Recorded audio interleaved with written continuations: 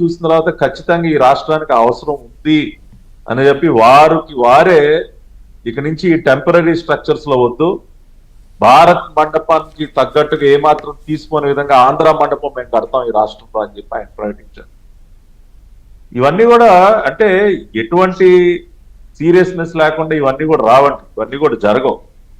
కాబట్టి ఆ సీరియస్నెస్ ఈ ప్రభుత్వం ఉంది. ఖచ్చితంగా ఏవైతే ఒప్పందాలు చేసుకున్నామో మాక్సిమం అన్ని కూడా గ్రౌండ్ అయ్యే విధంగానే ఆ ఎఫర్ట్ ముందు నుంచి ఉంది, ఇక ముందు కూడా ఉంటుంది. రెండోది వికే గారు, చక్రవర్తి గారు కూడా వారు ఒక ప్రశ్న అడిగారు రాయితీలకు సంబంధించి. అది తప్పేం లేదు, ఖచ్చితంగా ఆ ప్రశ్నలు ఉత్పన్నం అవుతాయి. మీరు ఎందుకు ఇవ్వాలి ఇంత రాయితీలు ఇట్లా అని కొన్ని ప్రశ్నలు వస్తుంటాయి. కాబట్టి ఇక్కడ ఉదాహరణ రాయితీ సబ్సిడీ అంటే మన జేబులో నుంచి ఇప్పుడు 1,00,000 కోట్లు, ఇప్పుడు మొన్న ఉదాహరణకి గూగుల్ ఇన్వెస్ట్మెంట్ వచ్చినప్పుడు దాదాపు $15 బిలియన్ ఇన్వెస్ట్మెంట్ వచ్చినప్పుడు ప్రభుత్వం ఆఫర్ చేసిన 22,000 కోట్ల రూపాయల సబ్సిడీస్ ఇన్వెస్ట్మెంట్స్ మీద పొరుగు రాష్ట్రాల మంత్రులు కూడా మాట్లాడారు. దీనిలో పెద్ద గొప్ప ఏముంది, 22,000 కోట్లు మీరు వాళ్ళకి అప్పనంగా ఇచ్చేస్తా ఉన్నారు, ఎవడైనా వస్తాడు అన్నట్టు మాట్లాడారు. అట్లా ఇట్లా ఇచ్చుకుంటూ పోతే రాష్ట్రాలు దివాళా తీస్తాయి అన్నాడు కర్ణాటక. ప్రియాంక ఖార్గే రకరకాలుగా అన్నాడులేండి. అదే అతను అన్నమాట చెప్తున్నా నేను. సో ఇప్పుడు ఇక్కడ 22,000 కోట్ల రూపాయల ఇన్సెంటివ్స్ సబ్సిడీస్ ఆఫర్ చేయటం అంటే ఏదో మనం అప్పు చేసి తీసుకొచ్చి ఆ డబ్బులు అన్ని పెట్టెల్లో సర్దాలకు ఇవ్వటం కాదండి.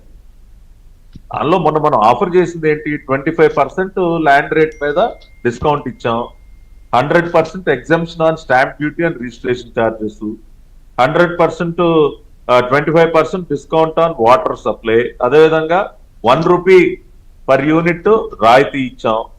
ఇట్లా అదేవిధంగా మనం యాక్చువల్ గా రూపాయి పరంగా మనం రియంబర్స్ చేసేది ఏంటంటే ఏదైతే SGST ఉంటుందో reimbursement of SGST cap rate 2,245 crore. Actual గా ప్రభుత్వం చెల్లించేది సబ్సిడీ రూపంలో మానిటరీగా 2,245 కోట్లు. మిగతా అన్ని కూడా డిస్కౌంట్స్. అవే మన క్యాష్ ఏం అప్పు చేసి అంటే ఒకటి వాస్తవమేలే పట్టాభి గారు, ఒకటి వాస్తవం మీరు అన్నట్టు. ఏ రాయితీ ఇవ్వకపోతే ఇక్కడికే ఎందుకు వస్తారో ఎత్తుక్కుంటా ఇంకో చోటుకి వెళ్తారు, అది పాయింటే. కాకపోతే ఏంటంటే ఆర్దే వర్తి అంటే అంత రాయితీ అంత వర్తేనా అనే దగ్గర కొన్ని సంశయాలు వస్తుంటాయి.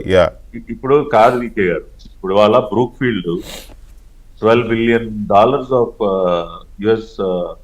US డాలర్స్ ఆఫ్ ఇన్వెస్ట్మెంట్, అది చాలా పెద్ద ఇన్వెస్ట్మెంట్. ఇప్పుడు అటువంటి కంపెనీస్ ని మనం రాష్ట్రానికి తీసుకురావాలంటే అనేక రాష్ట్రాలు పోటీ పడతా ఉన్నాయి.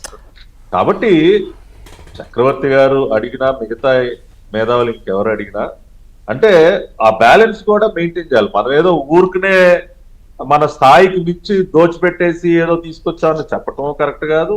అట్ ద సేమ్ టైం అసలు మనం ఏమీ రాయితీలు ఇవ్వకుండా ఏమి ఆఫర్ చేయకుండా ఒక కంపెనీ వాళ్ళు చేసేది వ్యాపారం అండి.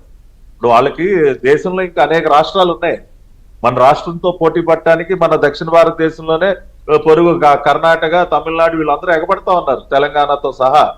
మనం ఆ పోటీని తట్టుకుని నిలబడి పెట్టుబడులు తీసుకురావాలంటే కొంత అదనంగా ఏదో తప్పదులేండి, లెవెల్ ప్లేయింగ్ ఫీల్డ్ లో ఉండాలి అని అంటే ఇనిషియల్ గా కొన్ని అట్రాక్టివ్ ఇన్సెంటివ్స్ ఇవ్వక తప్పదు, అందులో డౌట్ ఏం లేదు. At the same time I agree with Chakravarthy garu, any state government should maintain that balance also. ఇప్పుడు ఏదో తీసుకురావాలి కదా అని చెప్పి దోచిపెట్టేయటం కూడా కరెక్ట్ కాదు. అటువంటి బ్యాలెన్స్ కి ఈ ప్రభుత్వం ఖచ్చితంగా మెయింటైన్ చేస్తుంది. రైట్. చక్రవర్తి గారు, ఇక్కడ నాకు ఒక పాయింట్